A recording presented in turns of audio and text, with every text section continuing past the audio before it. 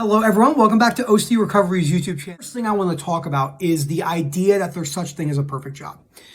And there's a lot of reasons why we believe this. There's a lot of people that say, the cliche statement, I love my job so I've never worked a day in my life. I would have to disagree with that. That would mean that that person has never had anything go wrong in their job ever. No, I understand that people love their job the majority of the time. I love my job the majority of the time. But any job, no matter how much you love it, will have frustrations, especially the bigger it gets, if it's a huge company, whether you're a sole proprietor or that. So there's an idea out there. It's really bad now because of social media and the way that people see things, that people believe that they're supposed to leave school, whether they went to college or not, or start a new job, and it should be the perfect environment. Let's go back in time 50, 100 years. People did not enjoy their first jobs. The reality is, more than likely, it's not the word that it should, but more than likely you're not going to enjoy your first job. Most people don't. Most people don't enjoy their first couple jobs, whether it's at a retail store, maybe you're working at McDonald's or a sandwich shop. But a lot of people are going out there with this belief, which is going to point number 3, we're going to talk about low frustration tolerance, and believing that everything needs to go the exact way they want it to. This is an absolute myth. Again, no matter how much you love your job, no matter how much you think the setting of your job is perfect, you're going to encounter hardships. Things are going to go up, uncertainty, especially if you're a business owner. This is just business owner or not, employee, it doesn't really matter. But things are going to go wrong in your job. So the idea of a perfect job is a real big problem for people. Number 2, respect.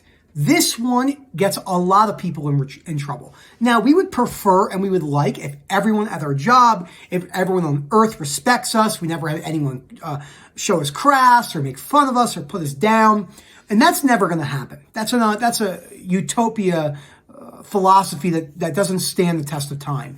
Even the most likable people on earth get hate. The Rock. The Rock's a great example. You almost never see anything bad posted about The Rock, Dwayne Johnson. But he went to a zoo and watched the whales. And all the activists came out saying they're going to unfollow him. They're never going to follow, ever show him support again, which is low frustration tolerance on its absolute basis. If you're going to cut someone off one thing they said, that doesn't make a lot of sense when you actually break that down, and just pleads into low frustration tolerance. So, you're never going to have a life where you have respect at all times.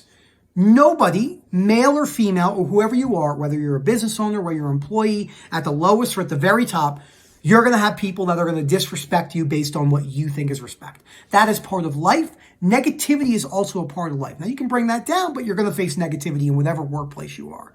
And the more you think that you shouldn't or you must not, all that kind of goes down and creates a problem. So the last thing I want to talk about is low frustration tolerance. And why is low frustration tolerance a major player into work anxious or being anxious at work? People believe, come here, boo-boo. People believe that work, I'm actually going to stand up. People believe at work that it should go a certain way. They think that nothing should ever go wrong at work, as I talked about in the first 2 points. And we know that this isn't true. We know that things are going to go wrong. We know that things happen like this right here. Here's a great example. I'm making the video for you. Technically, I'm working, and my dog just started barking and growling at the door. So I got up to continue the video and stuff like that. So this is really important to cover.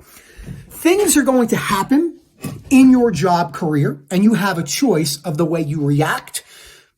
And, if you already have a bunch of instilled poor beliefs, you're probably going to react a lot of ways in a way you don't want to, but you can realize that and then bring that down. But the main reasons, as again, we'll do a recap why people are usually anxious at work, again, is the idea of a perfect job, the idea that everyone should respect them and your work environment should be fair and how you deem fit, and low frustration tolerance.